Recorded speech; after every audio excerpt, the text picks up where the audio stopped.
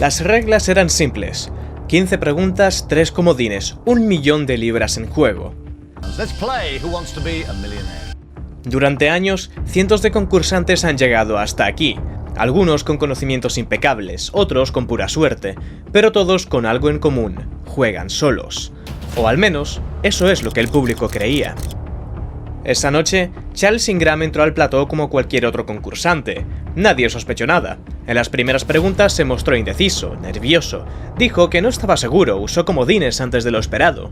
Pero algo cambió cuando el premio aumentó. Las dudas se convirtieron en certezas, las pausas se hicieron más largas, y lo más extraño no era cómo lo decía, era lo que decía. Impresionantemente, Charles no fallaba ni una pregunta. La probabilidad de que esto ocurra por simple suerte es del 0,003%, prácticamente imposible. La historia de Charles Ingram no es solo la historia de un concursante, es la historia de un plan cuidadosamente ejecutado, un engaño construido en segundos, un fraude que dependía de un solo detalle, algo tan simple, tan cotidiano, que nadie lo notó al principio: una tos. Cada vez que Ingram decía la opción correcta, alguien en el público tosía. Un sonido tan natural que pasó desapercibido en un primer momento, pero no para la producción, porque cuando revisaron las grabaciones el patrón era innegable. Los micrófonos captaron más de 30 toses sospechosas.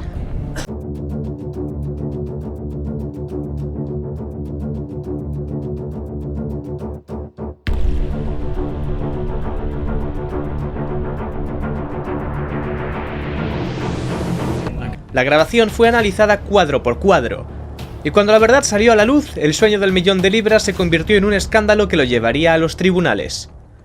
Para entender cómo Charles Ingram intentó engañar a un programa de televisión entero, primero debemos entender el juego. ¿Quién quiere ser millonario? No era un simple cuestionario de cultura general, era una batalla psicológica, un enfrentamiento entre el conocimiento, la presión y el miedo. Las reglas eran sencillas. 8 personas, pero solo una podría sentarse en la silla caliente. Para sentarse en la silla caliente tenías que ganar el dedo más rápido. Cuando llegabas a la silla caliente había 15 preguntas, 4 opciones de respuesta, 3 comodines, y cada respuesta correcta duplicaba la cantidad de dinero, desde una cifra insignificante hasta una suma que cambiaría tu vida para siempre. Podías tomarte todo el tiempo que quisieras, minutos, horas, y aunque eso suena como una ventaja, en realidad era una trampa psicológica, porque cuanto más tiempo pasaba, más grande era la presión. Para finales de los años 90, ¿Quién quiere ser millonario? Era un fenómeno mundial. En el Reino Unido, millones de personas se reunían frente a la televisión para verlo. No era solo un concurso, era un evento. Cada estafa necesita 3 cosas: un plan, un momento y las personas adecuadas para ejecutarlo. Este no fue el trabajo de un solo hombre, fue un juego de estrategia con 3 jugadores principales. Charles Ingram era un mayor del ejército británico, no un hombre de negocios ni un experto en trivia. En su día a día no era alguien que destacara por sus conocimientos generales o su rapidez mental. Él era la cara visible del fraude, el que debía actuar frente a las cámaras, fingir dudas, repetir en voz alta cada opción y finalmente seleccionar la respuesta correcta en el momento adecuado. Si Charles Ingram era la cara de la estafa, su esposa Diana Ingram era el cerebro. Meses antes, su hermano Adrian Pollock había estado en el programa 4 veces antes, en la silla caliente una sola vez y ganó 32.000 libras. Pero lo más increíble es que ella también consiguió entrar en el programa. Ten en cuenta que es increíblemente difícil obtener un lugar en este programa. Miles, si no millones de personas lo intentan. El proceso de selección es brutal. Pero esta familia logró entrar una y otra vez. Conocían el sistema, la dinámica de las preguntas, los patrones del presentador y cómo jugarlo. Adrian incluso tenía una maqueta del dedo más rápido en su casa. El tercer jugador de esta historia no estaba bajo los focos. Estaba entre el público, oculto e invisible. Pero su papel era el más importante de todos. Teeuwyn Whitlock era profesor de negocios de Welch College, un hombre que, como los Ingram, tenía un interés particular en los concursos. El plan era sencillo: si Charles Ingram dudaba en una pregunta, Teeuwyn debía esperar, escuchar y cuando Ingram mencionara la respuesta correcta, toser. No necesitaban hablar, no necesitaban códigos secretos, solo una simple tos en el momento exacto. Se suponía que iba a ser candidato mañana, así que iba a estar en el estudio. 12 de septiembre del año 2001. Los focos iluminan el plató de ¿Quién quiere ser millonario? En el centro, el presentador británico Chris Tarrant, con una sonrisa impecable, da la bienvenida a los concursantes. 8 personas ansiosas, emocionadas, pero solo una podrá sentarse en la silla caliente. pone estas palabras en el orden correcto para formar el título de una novela de Agatha Christie. Los concursantes teclean con velocidad. Silencio. La respuesta correcta es Death on the Nile, y el más rápido es Charles Ingram en 3,97 segundos. ¡Increíble! Alrededor de 19 millones de personas sintonizaron este episodio, un tercio de toda la población de Reino Unido. La gente estaba obsesionada con él. Las cámaras están listas, y en el centro del escenario, sentado en la silla más famosa de la televisión británica, está Charles Ingram. Durante sus primeras preguntas parece indeciso, cambia de opinión constantemente, adivina algunas respuestas, duda en otras. Nadie en la audiencia sospecha nada todavía. Después de todo, así juegan muchos concursantes. Después de solo 7 de 15 preguntas, solo le queda uno de sus 3 comodines. Pero entonces, algo cambia. Cuando llega a la pregunta número 7, Charles Ingram piensa, se muestra inseguro, luego lee las respuestas en voz alta. Y es entonces cuando sucede. Una tos, breve pero clara. Ingram se detiene, y luego de repente elige la correcta. Al principio nadie se da cuenta, una tos en un estudio lleno de gente no es extraño, pero entonces sucede de nuevo. Pregunta número 10. Ingram está perdido, no tiene ni idea de la respuesta. Se rasca la cabeza, murmura varias opciones, y cuando menciona la correcta, otra tos. Y una vez más, Charles cambia su respuesta en el último segundo y acierta. El patrón es claro, Ingram duda, habla, prueba diferentes respuestas, y cuando menciona la correcta, alguien en la audiencia le da la señal. El juego está amañado, pero nadie lo sabe. Question number 15 of 15. Charles Ingram ha llegado a la última pregunta. Una sola respuesta lo separa de 1.000.000 de libras. La pregunta es complicada. Un número 1 seguido de 100 ceros se conoce como... Ingram no tiene ni idea. Lo dice en voz alta. Baraja opciones sin ninguna seguridad. Pero entonces entra en la audiencia una última tos.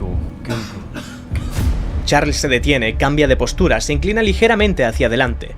Mira la pantalla una vez más y de repente, como si una revelación divina hubiera caído sobre él, elige la respuesta correcta. Google. Acaba de ganar 1.000.000 de libras, pero el fraude ha quedado grabado. El millón ya estaba asegurado. Charles Ingram había hecho historia en la televisión británica, había vencido al sistema, había burlado a todos. O al menos, eso creía. Detrás de las cámaras algo no cuadraba, nunca habían visto algo como esto. La forma en la que Charles Ingram había jugado no tenía sentido. El primer indicio de que algo iba mal no vino de una investigación ni de una denuncia anónima, no. Fue algo mucho más simple. La actitud del presentador Chris Tarrant. Chris había presentado cientos de episodios de ¿Quién quiere ser millonario? Había visto a personas brillantes, a gente que se derrumbaba bajo presión, a concursantes que jugaban con estrategia, pero nunca había visto a alguien como Charles Ingram, alguien que dudaba en cada pregunta pero respondía correctamente cada una. Esa misma noche, mientras el equipo de producción revisaba las imágenes, comenzaron a notar algo. Cada vez que Ingram mencionaba una respuesta correcta, se escuchaba una tos en el fondo. Al principio parecía coincidencia, pero a medida que avanzaban en la grabación, el patrón se hacía imposible de ignorar. Una tos en el momento justo, siempre después de que Ingram mencionaba la opción correcta. Alguien le estaba ayudando.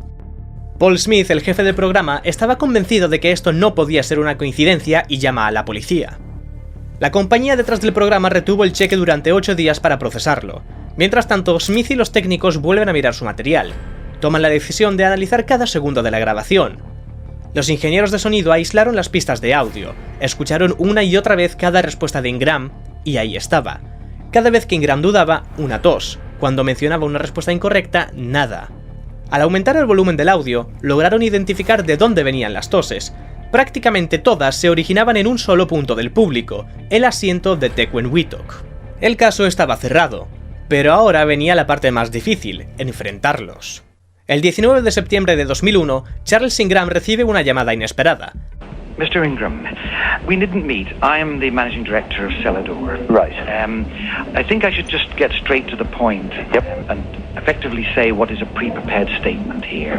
I have to tell you that we have suspicions from viewing the recording of last Monday's program and subsequently studying the tapes carefully that there were irregularities during the taping of the show in which you participated. Oh, good Lord. Cuando la noticia se hizo pública, la prensa explotó.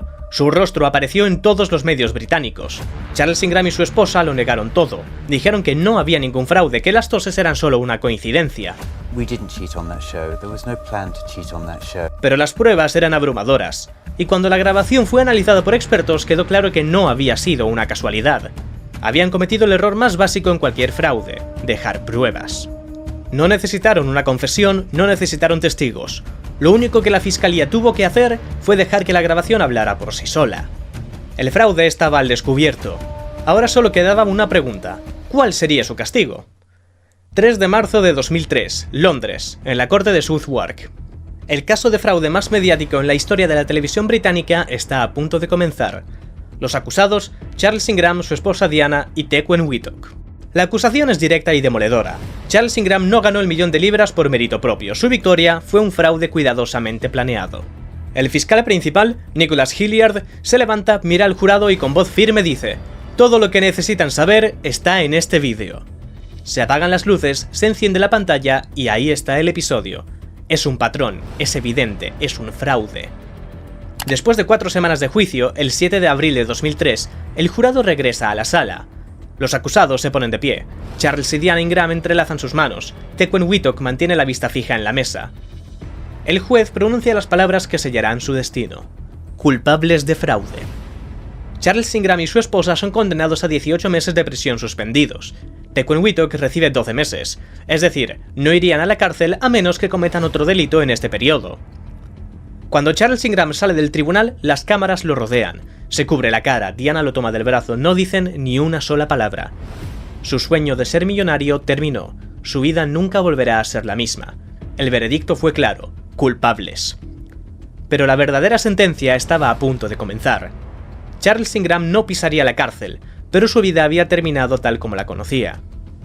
La prensa británica lo despedazó. Durante semanas fue la cara de cada portada, el blanco de cada burla. Las entrevistas no paraban, los memes tampoco. En cuestión de días, su nombre dejó de ser solo el de un exmilitar y concursante de televisión. Se convirtió en un chiste nacional. El ejército británico lo destituyó, perdió su rango, su carrera, su estabilidad. Sin su empleo, sin su salario, las deudas empezaron a acumularse. Además, el tribunal les impuso una multa de 115.000 libras. Poco a poco los Ingram lo perdieron todo. Vendieron su casa, se mudaron a una zona más humilde. Diana, su esposa, también quedó marcada. El peso de la vergüenza la persiguió durante años. Sus hijas crecieron con un apellido que la gente no podía olvidar, con una historia que nunca podrían enterrar. Y el tercer hombre del fraude, Tequen Whittock, también pagó el precio. Perdió su trabajo como profesor, su carrera académica se derrumbó en cuestión de días. Nadie quería contratar a un hombre cuya reputación estaba ligada a un fraude televisivo. Durante años, Charles aceptó la oferta de los reality shows. Apareció en programas de concursos, incluso en un programa donde tenía que vivir con otra familia. Hoy, Charles Ingram está viviendo lejos de las cámaras. Nunca admitió haber hecho trampa, nunca cambió su versión. Para él, todo fue un montaje, un juicio injusto, una condena desproporcionada.